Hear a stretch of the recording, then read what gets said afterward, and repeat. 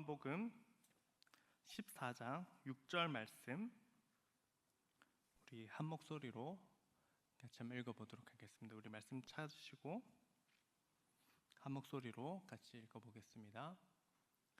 같이 읽겠습니다. 예수께서 이르시되 내가 곧 길이요 진리요 생명이니 나로 말미암지 않고는 아버지께로 올 자가 없느니라. 우리 한 번 더 읽어보겠습니다. 시작. 예수께서 이르시되 내가 곧 길이요 진리요 생명이니 나로 말미암지 않고는 아버지께로 올 자가 없느니라. 아멘. 오늘 이 말씀으로 길을 사랑해야 목적지에 이른다라는 제목으로 말씀을 전해 주실 텐데, 오늘은 제가 아니라 오늘 또 오전에 설교해 주신 정형구 목사님께서 설교를 해 주시겠습니다. 우리 정형구 목사님은 우리 서울의 영동교회 오래 담임 목회를 하시고 또 은퇴하시고 또 지금 에스라 성경대학원에서 이렇게 총장과 원장으로 섬겨주고 계십니다. 우리 오늘 멀리서 우리 정 목사님 오셔서 설교해 주시는데 우리 청년 여러분 환영의 뜨거운 박수를 부탁드리겠습니다.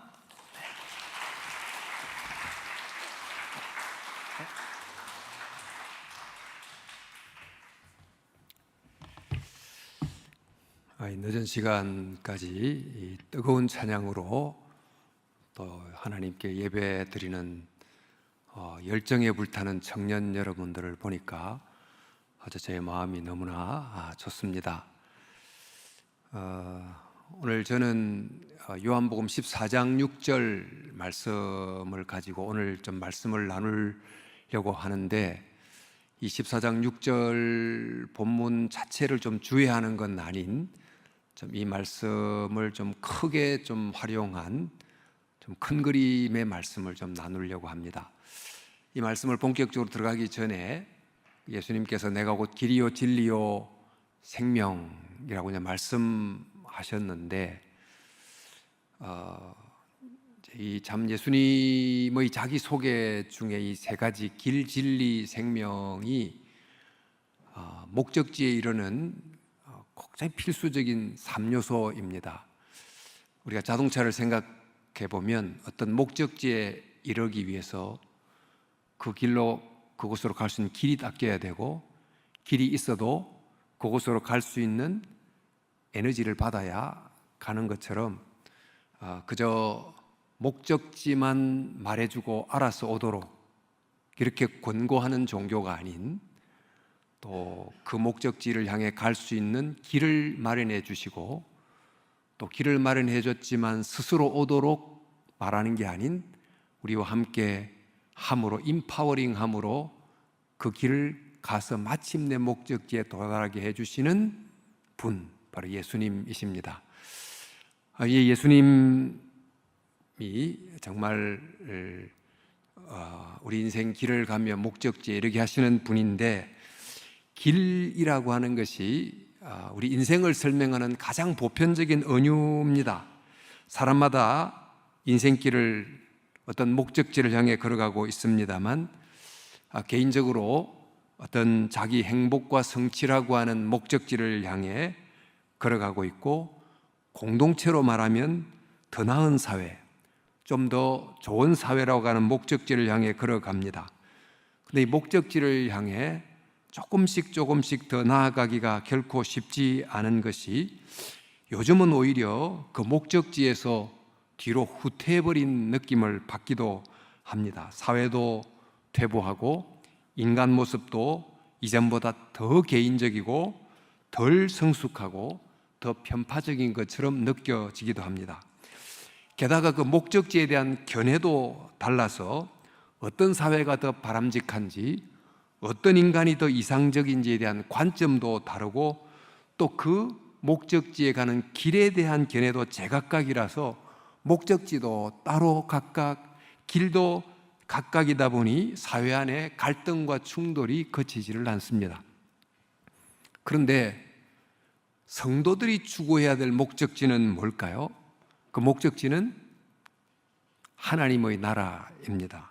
우리는 다 하나님의 나라라고 하는 목적지를 가고 있는데, 이 하나님의 나라는 죽은 이후에 가는 저 천국만 말하는 게 아니고 사실 그 나라에 갈 수 있는 하나님 나라 백성이 됨이라고 하는 목적지를 향하여 매 순간 가고 있다고 말할 수 있습니다. 목적지가 하나님의 나라라고 하면 바로 그 목적 안에는 반드시 그 나라의 백성답게 되는 목적이 이제 포함이 된다고 할 수 있습니다.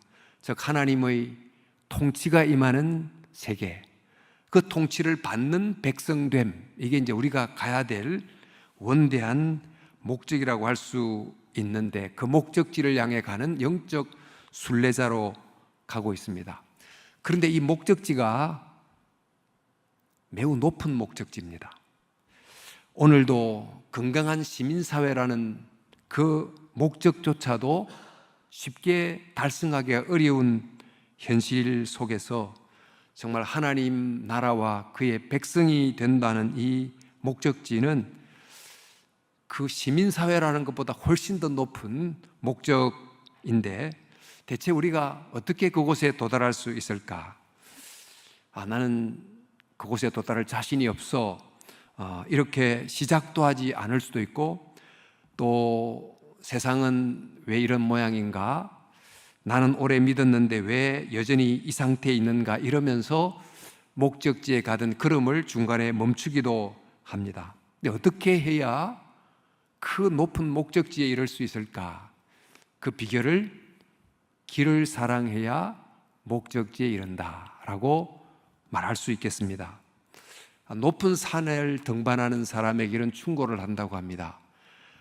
높은 산이라는 목적지에 도달하려고 하면 목적지를 잊어라. 좀 역설적인 표현인데, 높은 산이라는 정상의 목적지만을 향하여 쉬지 않고 달려가는 사람은 절대로 그 높은 고지에 이르지 못하고, 오히려 목적지에 올라가는 그 산길에 있는 바위도 나무 모습도 꽃들도 사랑하며 쉬어 가는 사람이라야 목적지에 이를 수 있다고 하는 것입니다. 우리가 가는 목적지가 동네 뒷산 정도라면 문제가 다르겠지만, 일생을 향하여 도달해야 될 높은 목적지 이상 그 길을 사랑하며 가야 된다는 것이죠. 그러면 우리가 가야 될 그 길은 어떤 길인가, 또 어떻게 사랑하며 갈 수 있는가? 오늘 이 말씀이 조금 범위가 굉장히 큽니다만, 이 말씀이 여러분의 하나님 나라 백성이라는 목적지를 향해 가는 의미 있는 좀 도전이 되는 말씀이 됐으면 좋겠습니다. 우리 모두가 걷는 길 하나는 자연이라고 하는 길입니다. 창조의 길이죠. 지금 너무나 도시화된 세상에 살다 보니까 자연이라고 하는 것이 도시의 작은 배경처럼 아주 축소돼 버린 세상이지만, 그러나 사실은 이 자연이 그 근본 바탕이 된 세상에 우리가 여전히 살고 있음을 부인할 수가 없습니다. 제가 저는 부산대학을 7, 8학번으로 나온 사람인데, 이 온천장을 보니까 이전보다 더 도시화가 돼서 바로 요 옆에 호텔에서 지금 이틀째 묵고 있는데, 아파트촌에 빌딩 숲속에 하여튼 굉장히 도시화가 됐다는 걸 봅니다만, 그러나 여러분, 아무리 도시화가 돼도 자연은 인간 문명과 비교할 수 없을 정도로 장엄하고 위대한 것이지요. 이 속에 살아있는 생명이 존재하고 사계절이 순환하고 돌고 있는데, 이 자연은 글로 쓰인 책은 아니지만, 그러나 그 속에 기묘한 질서와 생명을 통해서 우리에게 무언가를 알려주는 또 다른 종류의 책, 그 활자화되지 않지만 우리에게 알려주는 또 다른 하나의 책이라고 할 수 있습니다. 근데 이제 우리가 사는 이 세계, 이 물질화된 세계에서는 이런 이제 자연을 볼 때 자연을 그저 하나의 말 그대로 물질로만 봅니다. 이건 그저 물질일 뿐이야 라고 이제 말하거나, 또 과학의 상업주의화된 사회 속에서는 이 모든 자연을 전부 다 상품화해서 말하자면 돈이 되는 것만 존재 가치가 있다고 여겨지는 그런 세상에 살다 보니까 많은 꽃들과 풀들과 여러 생명체가 있지만, 그러나 그것들은 그저 물질일 뿐이거나 인간 상업에 도움이 안 되면 가치가 없거나 이렇게 생각하며 살아가는데 익숙해져 있는 거죠. 말 그대로 이런 살아있는 여러 기가 막힌 다양한 생명들은 물질이거나 아니면 그 이상의 아무런 의미가 없는 일종의 벽 같은 느낌으로 우리에게 다가옵니다. 비록 우리가 아름다운 꽃 한 송이를 보고 사진을 찍기도 하고 또 때로는 시의 소재로 삼기도 하지만 그 너머를 보지 못하는 그런 삶을 살도록 교육받았고 그런 문화 속에서 성장하고 있습니다. 그러나 우리 자연 속에 있는 이 꽃을 포함한 수많은 생명체들은 우연히 있는 물질이 아닙니다. 계절마다 옷을 갈아입는 이런 찬란한 자연은 정말 위대한 예술가의 솜씨를 뽐내는 그 하나님의 작품 전시관이다라고 봐도 되겠습니다. 우리 꽃들을 이 대지가 우리를 향해서 웃는 미소들이다 이렇게 이제 시인이 말하기도 했지만, 얼마나 다양한 꽃들로 우리를 향해 아름답게 미소 짓는 하나님의 미소들이 많은지, 하나님의 환히 웃는 얼굴들이 많은지, 또 파도 소리, 바람 소리, 새 소리, 일종의 우주의 음악당과 같은데, 바로 이런 자연은 물질일 뿐인 그 너머 아무것도 없는 벽이 아니고 정말 자세히 보면 그것을 열면 그 너머가 보이는 일종의 윈도우, 창문이 된다는 것입니다. 꽃은 꽃이라고 하는 그 예쁜 모습을 한 창문이고, 흔들리는 풀은 풀대로 그것을 열면 그 기묘한 생명 질서 그 너머에 무언가를 보여주는 위대한 창문이다. 그 성도들이 우리가 하나님을 믿는 사람으로 인생의 길을 걸어갈 때 어느 누구도 자연의 길이라는 것을 떠나서 존재할 수가 없는데, 이 자연의 길을 걸어가면서 봄, 여름, 가을, 겨울 다양한 생명체로 존재하는 이것을 보면서 그저 물질일 뿐이야가 아닌 그것을 창문처럼 삼아 열고 보니 그 너머가 보이는 그런 창문으로 삼고 자연의 길을 걸어가야 된다는 것입니다. 사실 우리는 지금 정보사회 속에서 또 스마트폰 속에서 사이버 세상에 굉장히 많은 시간을 보내고 있습니다. 어쩌면 이 보이는 리얼리티라고 하는 이 현실 세계와는 다른 약간 수도 리얼리티라는 사이버 세상이 더 리얼하게 느껴지는 세상을 살아가고 있는데, 자연을 자세히 들여다보므로 그 너머에 있는 기적 같은 질서를 보고 눈부신 아름다움을 보고 또 그것을 통해 창조주 하나님을 바라보는 이런 안목을 가지고 자연을 걸어갈 수 있어야 된다는 것입니다. 그러면 정말 이런 자연의 길을 걸으면서도 우리는 우리가 가야 될 궁극적 목적지, 그 하나님이라고 하는 목적지, 하나님의 나라라는 목적지를 향하여 조금씩 다가가게 되는 거죠. 종교개혁이 일어난 이후 개신교는 그 종교개혁제 관심이 뭔가 하면 그 인간의 죄성 그리고 죄를 해결한 하나님의 구원의 관점을 많이 가져서, 사실 개신교 말씀 강론의 포인트가 주로 뭐냐면 죄와 죄의 용서인 대속, 이게 주요 중요한 강조점입니다. 아주 강조해야 될 것입니다만은 이것을 강조하면서 상대적으로 창조의 아름다움을 강조하는 것이 약화됐다고 할 수 있습니다. 즉 십자가를 통한 용서라고 하는 이 특별 계시, 스페셜 리빌레이션, 특별 계시를 깊이 바라보면서 그와 함께 창조를 통해 나타난 하나님의 일반 계시, 제너럴 리빌레이션도 함께 봐야 되는데, 이것을 충분히 보지 못한 채 살아온 경향이 있습니다. 우리 자주 성례전, 성만찬을 하죠.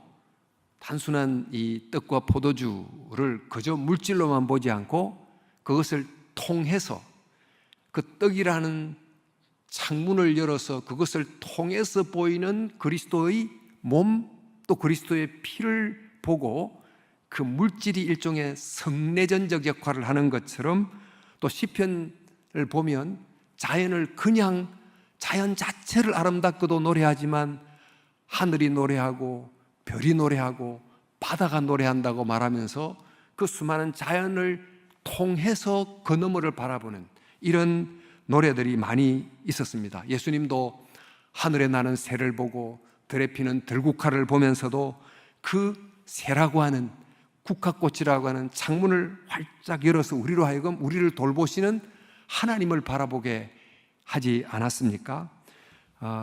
우리가 이제 자연에 대해서 시를 쓰기도 하고 또 사진에 오브제를 삼기도 하고 합니다만, 아주 익숙한 꽃에 대한 시들이 매우 많은데, 여러분도 이미 잘 알고 있을 나태주 시인의 풀꽃이라는 시 보면 자세히 보아야 예쁘다, 오래 보아야 아름답다, 너도 그렇다, 이 세 줄 속에 임팩트가 상당히 있습니다. 이제 꽃에 대한.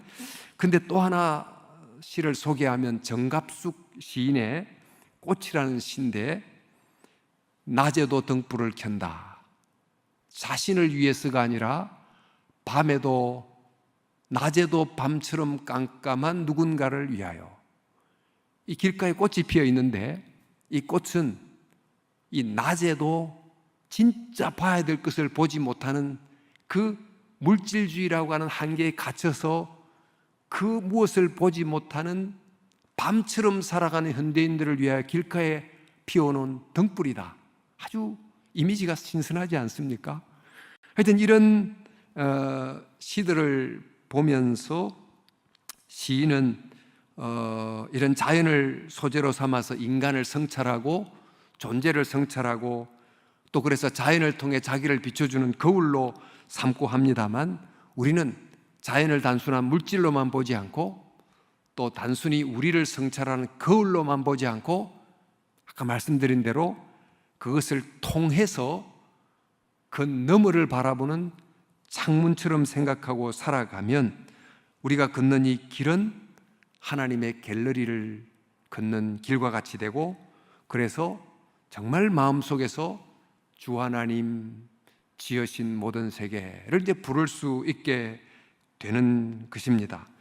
근데 이런 이제 자연을 정말 성경의 관점으로 바라보면서 걸어간다면 바로 그 자연을 지은 분이 또한 인간을 사랑하고 구원하신 하나님이라고 생각하면 바로 그 자체가 굉장한 힘이 되는 거죠.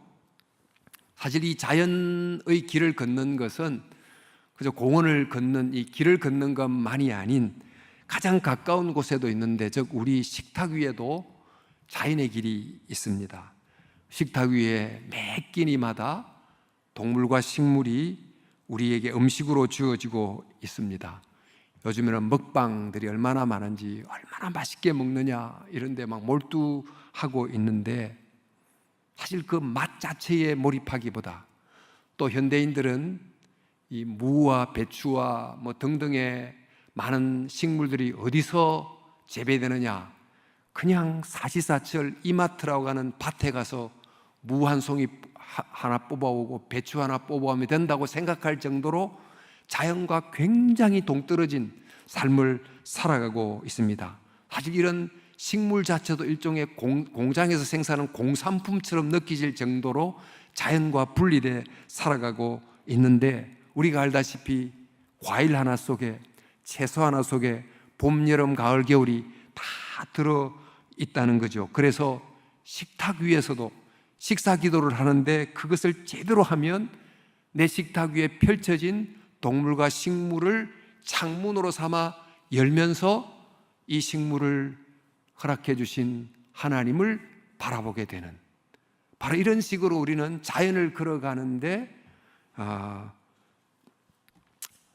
걸어가게 되면 우리가 하나님을 이제 만나기 위하여 때로는 기도원회를 가고 저 있을 때만 해도 막 기도원에 가서 골방에 들어가서 금식하고 주야 하고 부르짖고 이러기도 했는데, 하나님을 만나기 위해서 때로는 기도원도 가고 산에도 가야 되지만, 그러나 이런 눈을 가지면 자연 속에서, 일상 속에서도 하나님을 향하여 나아갈 수 있는 길이 열리게 된다는 거죠.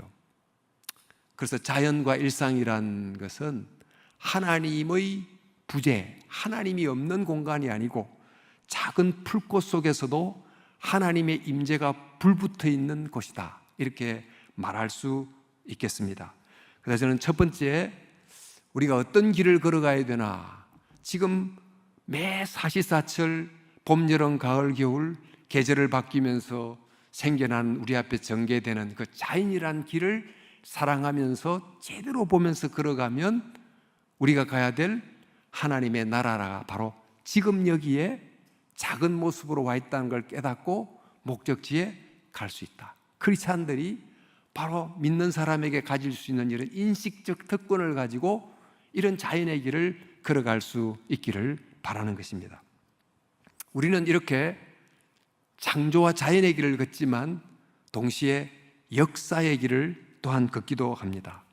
우리는 모두 사실 자연 속에서 살지만 과거에 우리 조상들이 만들어왔던, 이 땅에서 이루어왔던 역사가 누적된 역사의 길을 또한 걸어가고 있습니다. 여러 이제 근대사를 또 생각하면 더더욱 그런 느낌이 드는데, 근데 이 창조의 길은 볼수록 아름다운데 역사의 길은 항상 그렇지는 않습니다. 마치 아름다운 해변 곁에 확 쓰레기들이 널브러져 있는 것처럼 역사의 길가에는 오염된 쓰레기들이 얼마나 많이 있는지 모르겠습니다. 가정, 사회, 정치, 경제, 문화, 교육 등등의 모든 영역은 다 하나님이 선하게 만든 하나님의 창조의 결과이지만, 그 모든 영역은 동시에 인간의 죄로 말미암아 오염된 쓰레기 더미들이 군데군데 있으면서 냄새를 발하고 있다고 할 수 있습니다. 최근 우리가 보는 이 정치 상황, 사회 상황, 경제 상황, 그리고 오도된 확신을 진리의 빛처럼 여기는 모습들, 이념의 틀에 갇힌 태도들, 이런 걸 보면서 얼마나 많은 그런 역사 속에 있는 부패를 보고 오염을 보는지 모릅니다. 마이클 샌델이라는 사람이 정의란 무엇인가 라고 하는 책을 썼는데, 한국이 정말 정의롭지 못하다고 느껴서 그런지 그 책이 매우 어려운 책인데 굉장히 많이 팔렸다고 해요. 그리고 그 사람이 그 몇 년 전에 공정함의 착각이라는 책을 썼는데, 바로 그 책이 세상에서 공정하다는 것이 사실은 얼마나 불공정한 것인가를 분석해낸 책이기도 합니다. 많은 사례가 있습니다만, 예를 들면 수능 점수에 따라서 대학이 결정되고 그 이후에 직업과 그에 따른 보상은 매우 공정하다, 이렇게 생각하는 사회 속에 살아가는데, 이른바 그 공정함이라는 걸 자세히 들여다보면 얼마나 불공정한가. 말 그대로 그 점수를 얻기까지 출발점이 이미 다 다르다.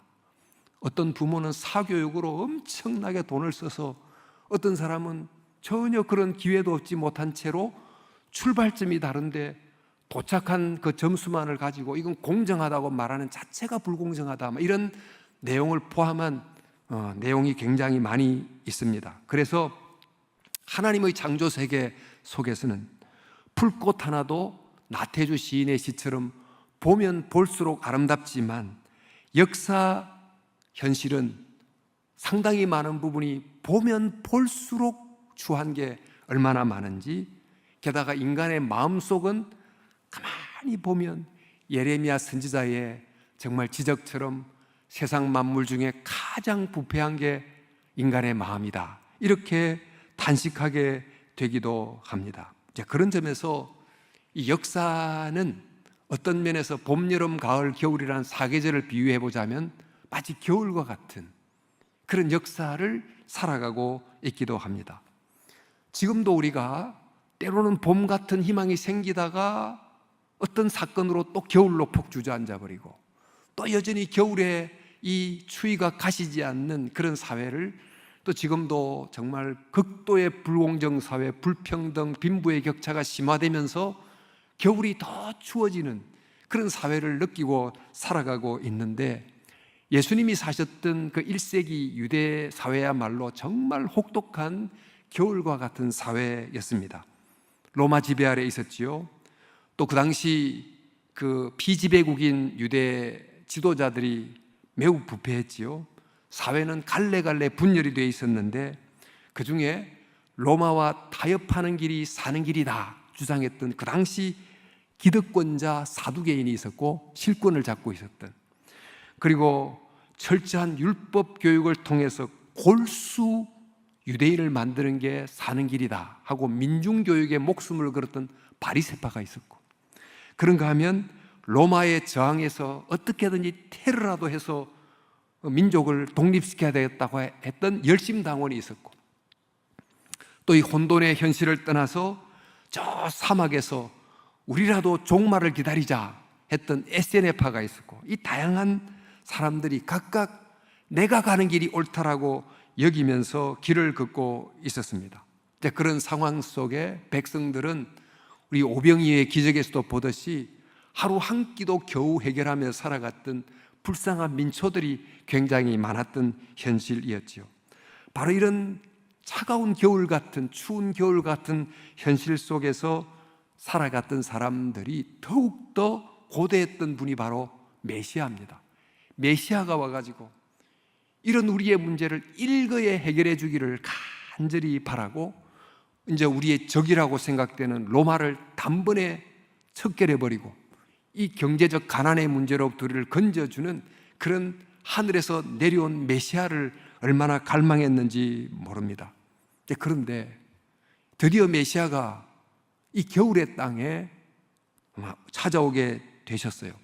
그런데 이 메시아는 이 겨울의 문제를 어떻게 풀어갔는가?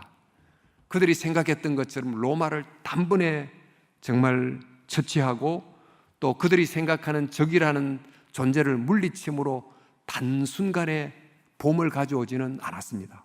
사실 예수님은 그들 속에 있는, 유대인들이 원수로 생각하는 그들 속에 있는 정말 문제인 죄뿐만 아니고, 그들을 미워하는 바로 유대인들 속에도 있는 죄, 그 죄도 지적하면서 정말 풀어야 될 문제는 너가 생각하는 저 적만이 아닌 그들과 너희 속에 있는 깊은 죄라고 하는 것을 지적해 주신 거죠.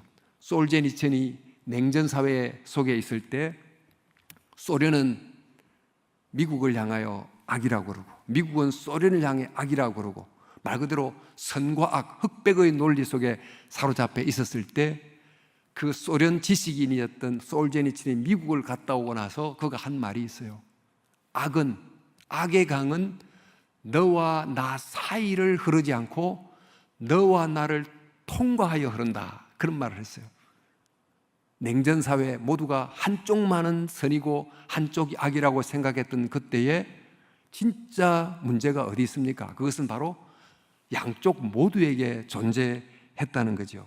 그래서 예수님은 이런 사회에서 어떻게 하셨는가?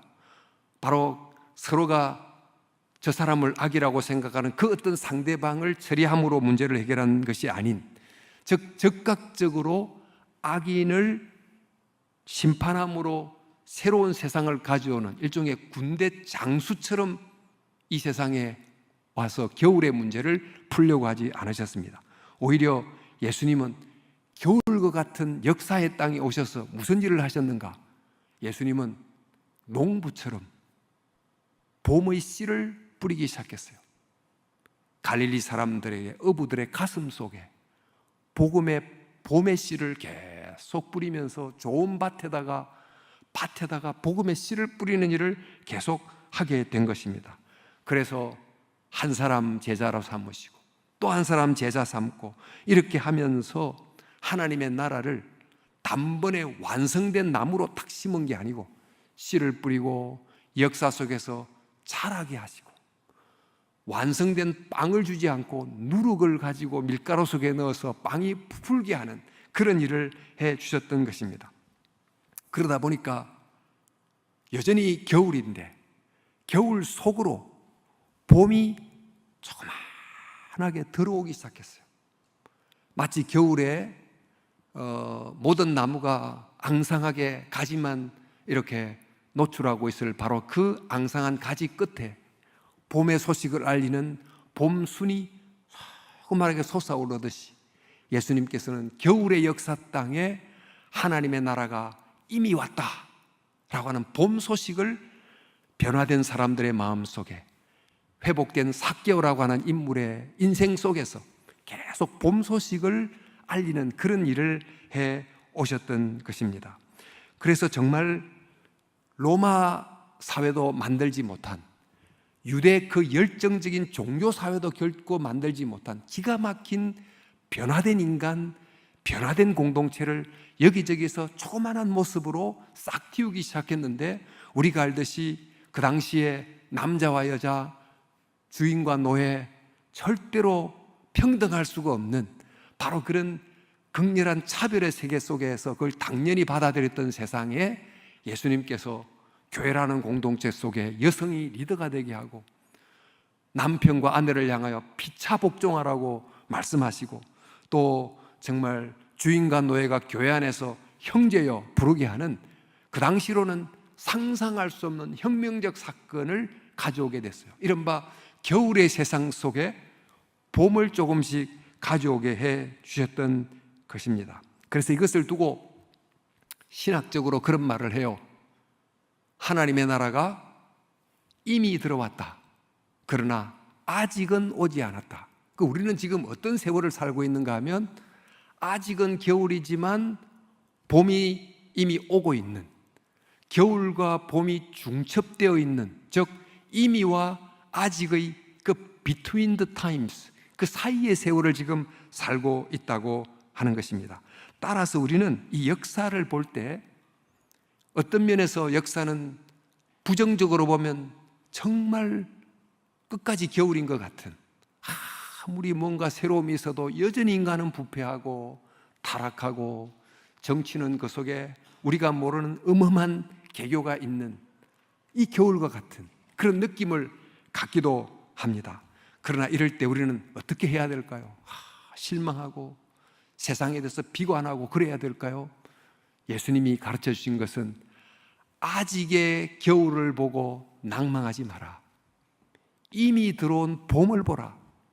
또 이미 들어온 봄을 보고 너무 낙관하지 마라.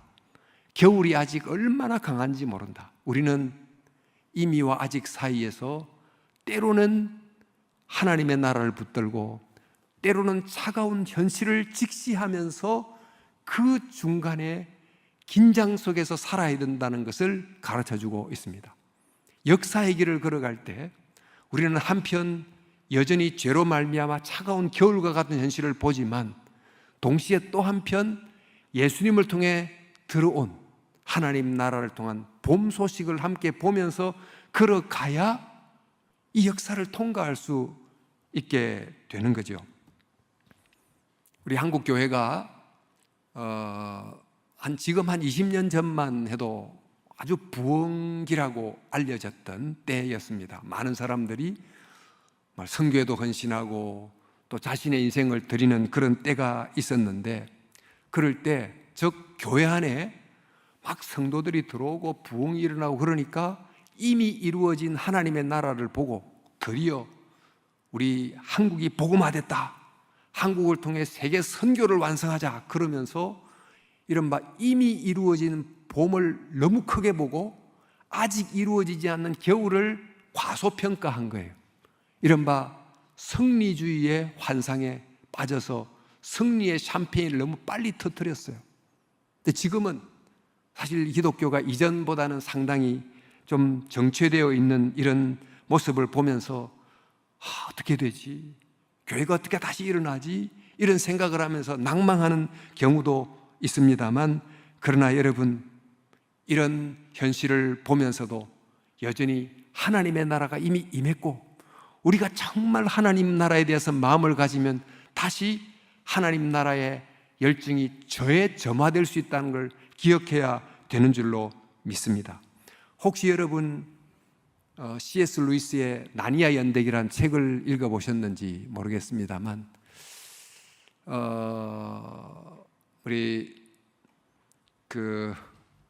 저는 정말 여러분들에게 이 책이 꽤 두껍긴 합니다만 이 나니아 연대기를 꼭 좀 읽어보든지 아니면 유튜브에 사자와 마녀와 옷장 또 새벽 출정호의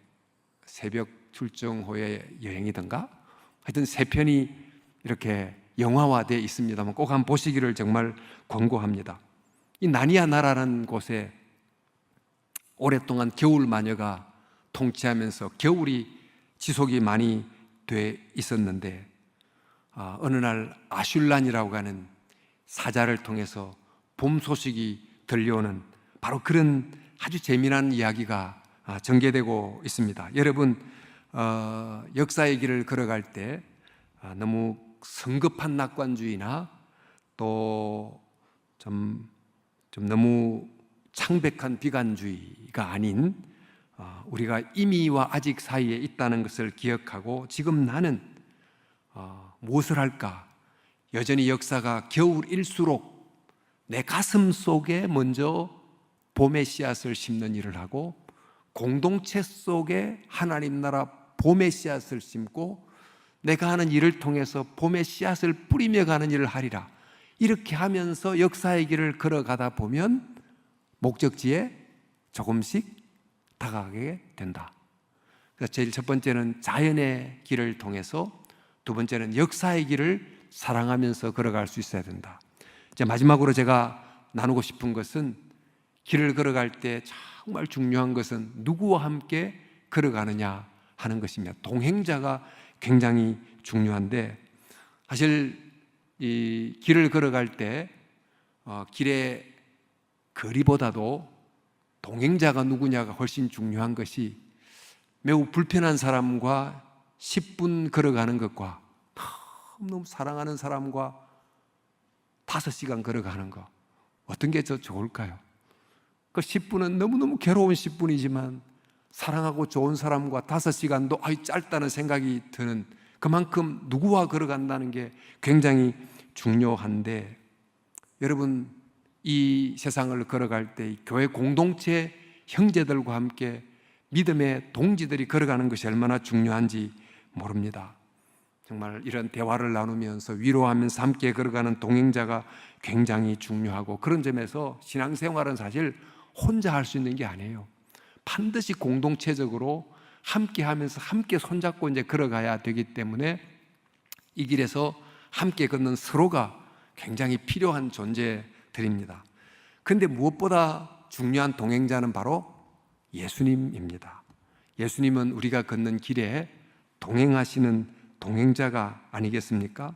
근데 예수님은 동행자다. 오늘 우리 14장 6절에도 봤지만 내가 곧 길이요 진리요 생명이다 이런 말씀을 하셨는데 예수님은 단순히 우리가 도달해야 할 목적지 하나님의 나라가 저곳이야 목적지만 알려주는 분이 아니고 또 목적지를 가려면 이렇게 가야 돼 하고 길만 제시해 주는 분이 아니고 목적지도 바르게 알려줄 뿐만 아니고 가야 될 길도 본인이 스스로 모범이 돼서 보여주셨고 십자가를 통해 만들어주신 다음에 생명, 즉 우리 안에 힘을 주시고 동행함으로 함께 걸어가시는 동행자라는 것입니다. 바로 이것이 다른 종교와 기독교를 구분짓는 매우 중요한 차이입니다만 그 함께 걷는 주님과 동행하며 걷는 것 이게 이제 굉장히 중요합니다. 오늘 제가 보니까 1, 2, 3부 예배 때 하이델베르크 신앙 고백서를 문항별로 주일마다 고백하는 것 같은데 우리 장로교 신앙 고백에는 하이델베르크와 함께 웨스트민스터 신앙 고백서라는 게 있는 것 아시죠? 그 문학의 제1문항이 어떤 문항이냐면 사람의 제일 되는 목적은 무엇이뇨? 하고 묻고 그 답이 사람의 제일 되는 목적은 한번 읽어볼까요? 하나님을 영화롭게 하며 그분을 영원토록 즐거워하는 것이다. 우리의 목적이 하나님을 영화롭게 하는 것 and 그분을 영원토록 즐거워하는 것, 이렇게 두 개로 표현이 되어 있습니다. 그러니까 이 두 목적이 서로 분리되어 있는 것 같이 보이는데 사실은 이 두 목적은 하나입니다. 하나님을 영화롭게 한다는 그 목적은 어떻게 가능한가? 어떻게 그 목적지에 이르는가? 그것은 내가 하나님을 기뻐하는 그 길을 감으로 하나님을 기쁘시게 하는 목적지에 이를 수 있다는 것입니다. 영어로 말하면 하나님을 glorify 하는 목적은 내가 이 인생의 길을 가면서 하나님을 enjoy 함으로 glorify 한다는 목적에 이르게 된다는 거예요. 그래서 이 일문항을 가지고 미국의 존 파이프라고 하는 목사님이 이렇게 좀 재진술을 해서 쓰기를 이렇게 했습니다. 우리는 하나님을 즐거워함으로써 하나님을 영화롭게 할 수 있다. 즉 하나님을 엔조이하는, 동행자와 함께 걷는다고 하는 것을 깨닫고 엔조이하는 그걸 알므로 비로소 하나님을 글로리파이하는 목적에 이를 수 있다고 하는 것입니다. 사실 주님과 동행한다는 말을 굉장히 많이 씁니다만 실제로 내가 주님과 동행한다는 걸 느끼며 산다는 것은 좀 별개의 문제예요. 쉬운 게 아닙니다. 지금 저와 여러분 다 스마트폰 가고 계신데 인간을 옛날 의학에서는 오장육부라고 표현하지 않았어요? 근데 현대 오면서 하나가 더 생겼어요. 오장칠부를 우리가 갖고 사는데 그 칠부가 바로 스마트폰입니다. 교회 올 때 성경책 놓고 아마 성경책 가져오신 분이 별로 없을 수도 있어요. 옛날에는 성경책 놓고 왔다면 집에 들어가서 성경책 가지고 교회 옵니다만 이제는 성경책 놓고 왔다 그러면 그럼 괜찮아 이렇게 오는데 스마트폰 놓고 왔습니다 그러면 다시 집에 가서 스마트폰 들고 올 정도로 우리 몸에 거의 부분처럼 되어 있습니다. 근데 스마트폰의 기능이 뭡니까? 스마트폰은 뭐 사진 찍고 하는 건 부수적인 기능이고 가장 중요한 것이 이 거대한 사이버 세상 속에 있는 어마어마한 정보와 나를 실시간 커넥트 해주는 거잖아요. 매 순간 연결하면 바로 그냥 막 인터넷 세계로 쑥 들어간, 요즘 같으면 뭐니까 챗GPT, 퍼플렉시티, 제미나이, 또 노트북 LM 등등의 수많은 AI와 수시로 막 접속하는 기능이 핵심 기능 아닙니까? 근데 바로 이런 실시간 동행이죠. 일종의 스마트폰을 통해서 이 거대한 정보 세계와 실시간 동행을 하는 기가 막힌 도구가 스마트폰인데 우리가 이 인간이라는 존재가 원래 영적인 존재예요. 하나님과 영적으로 교제할 수 있는, 하나님의 임재를 느끼며 살 수 있는 존재로 창조됐습니다. 그런 점에서 인간을 영적 단말기라고 불러도 좋아요. 인간에게는 영적 안테나가 있어가지고 마치 하늘을 수신하는 수신 신호를 받아서 하나님의 임재를 느끼고 살아가도록 창조가 됐지만 이 영적 단말기가 고장이 심하게 나가지고 다른 것은 다 감지를 잘하는데 오감을 통해서 요즘은 맛도 커피 맛도 종류에 따라 감각하고 음식도 다양하게 감지하는 이 감각은 굉장히 살아났는데 영적 감각은 완전히 죽어버린 고장난 영적 단말기처럼 살아가고 있다 보니까 예수님이 옆에 동행해도 동행하는지를 모른 채 살아가고 있다. 함께 한다는 걸 알지 못하고 지내고 있다는 거죠. 그래서 기도라는 게 뭐냐? 기도를 우리는 주시옵소서 이렇게 자꾸 내 필요를 간구하는 것처럼 생각합니다. 물론 그게 기능 중에 하나입니다만 기도의 가장 메인 기능이 뭘까요? 커넥션이에요. 커넥션. 연결이에요. 이어령 교수 얼마 전에 타계했습니다만 이어령 교수가 예배는 하늘과의 접속이다 이렇게 좀 디지털 언어로 묘사하기도 했는데 기도가 바로 지금 내 곁에 동행하시는 하나님의 임재를 알고 그분과 상시 접속되어 있는 거다라는 것입니다. 그래서 사도 바울이 쉬지 말고 기도하라 라고 하신 그 말씀도 24시간 기도하라 의미가 아니고 지금 내 곁에 인생길에 동행하고 있는 보이지 않지만 동행하시는 주님을 의식하며 살아가라, 이런 의미로 풀어볼 수 있는 것입니다.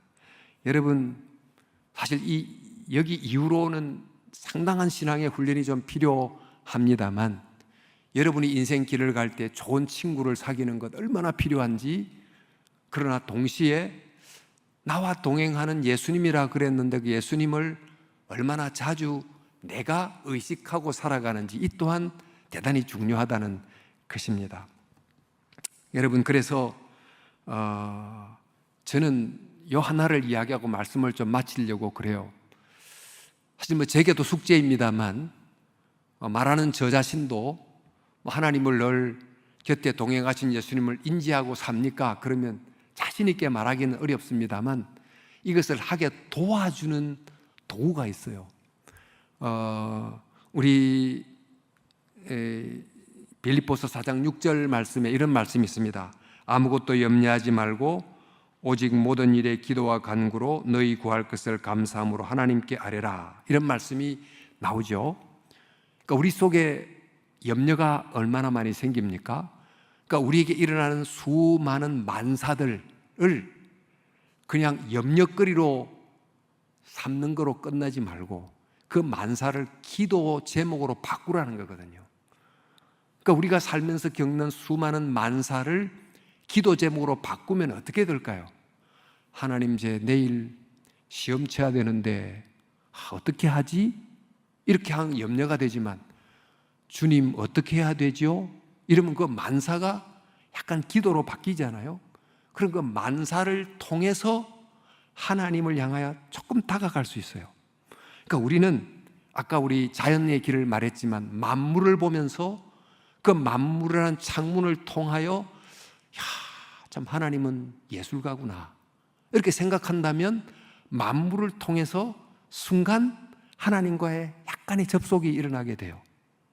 또 우리가 이 만사, 일어나는 수많은 일을 통해서 걱정만 하지 않고, 하나님 이런 일이 있습니다, 저를 도와주세요 하고 기도로 바꾸면 그 만사를 통하여 누구와 접속이 되죠?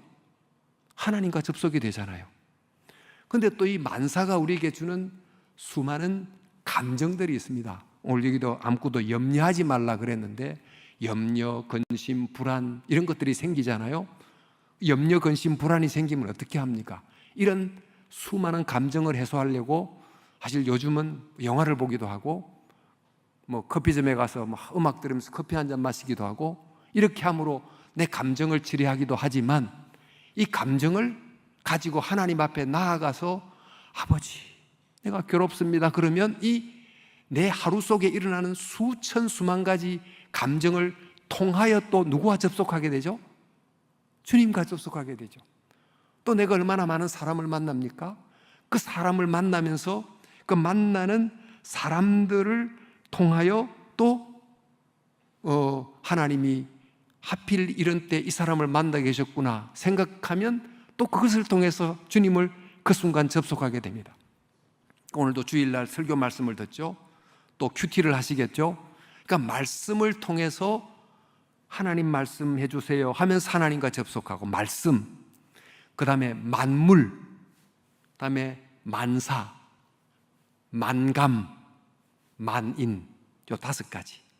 우리가 사람의 손을 붙잡을 때 5 손가락에 있는 손으로 옆 사람 손을 붙잡고 가는 것처럼, 내가 어떻게 주님이 내 곁에 동행하는 걸 알고 주님의 손을 붙잡고 갈 건가?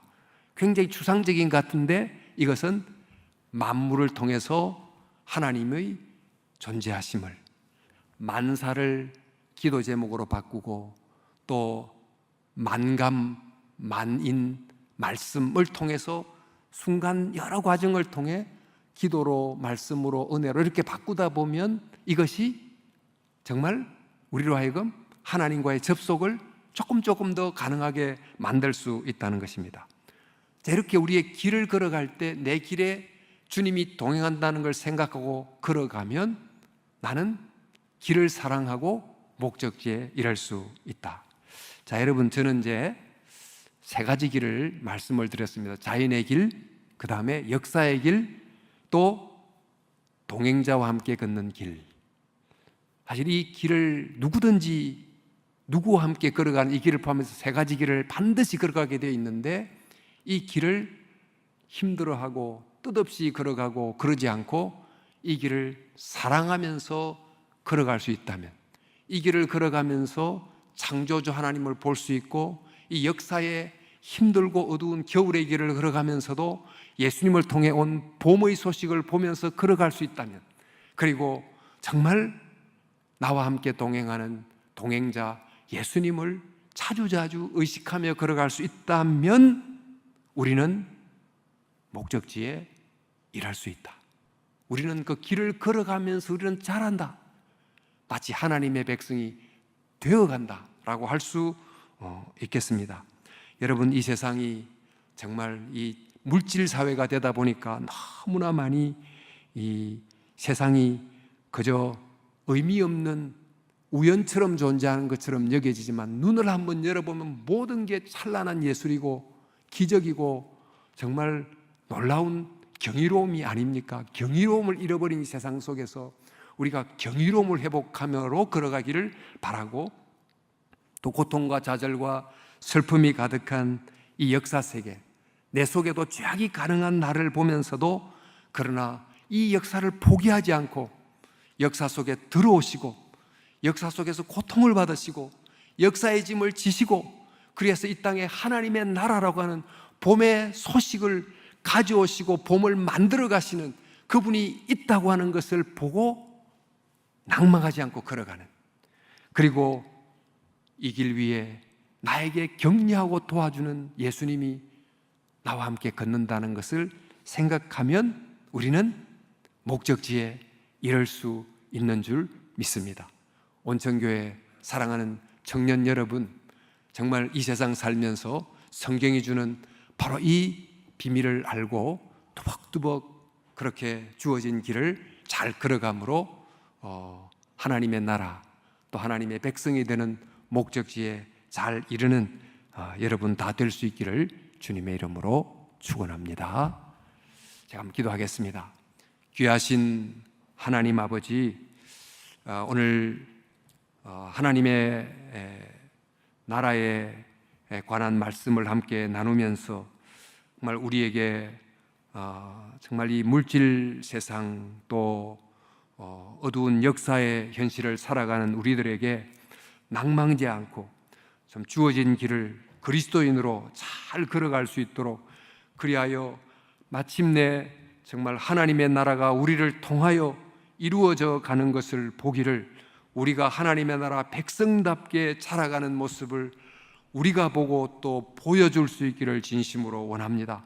아버지, 우리를 불쌍히 여겨 주시옵시고, 우리 사랑하는 청년들이 자인의 길을 걸어가고 역사의 길을 걸어가고 또 동행하는 분을 아는 길을 걸어갈 때 정말 이 길을 잘 걸어감으로 목적지에 잘 이르는 모든 형제자매 될 수 있도록 역사해 주시옵소서. 우리 주 예수님 이름으로 기도 올리옵나이다. 아멘.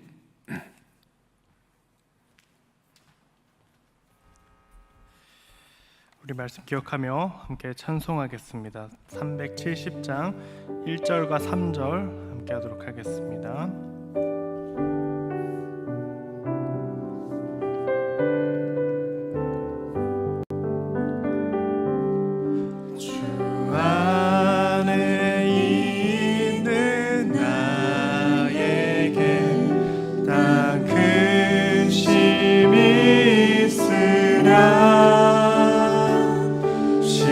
십자가 밑에 나가 내 짐을 풀어내 주님을 찬송하면서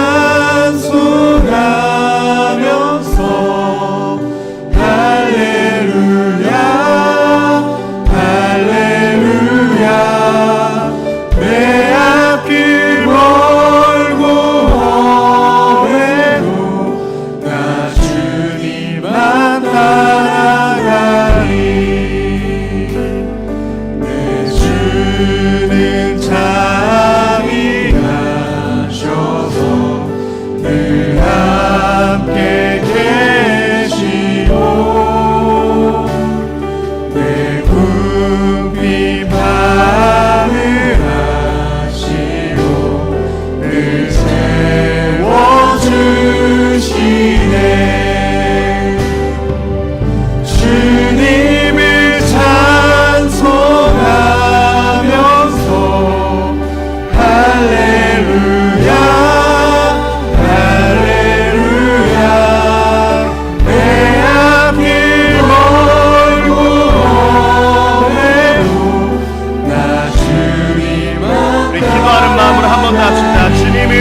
찬송하면서 주님을 찬송하면서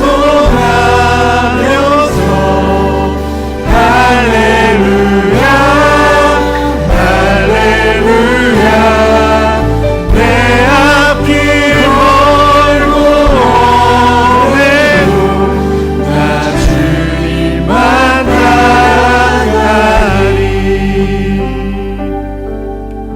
아멘. 이 시간 우리 함께 감사하여 찬양하며 준비한 예물 드리도록 하겠습니다.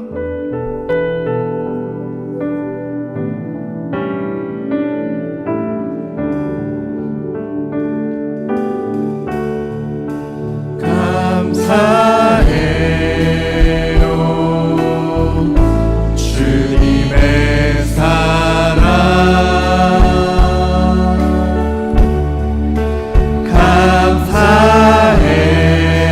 감사해요 주님의 은혜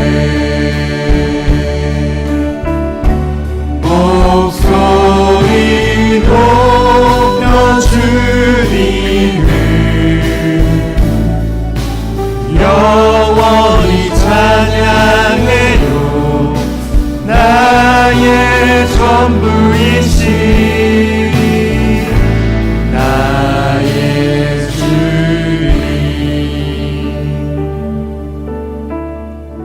오늘 목사님 나와주셔서 복음기도와 축도로 예배를 마무리하도록 하겠습니다.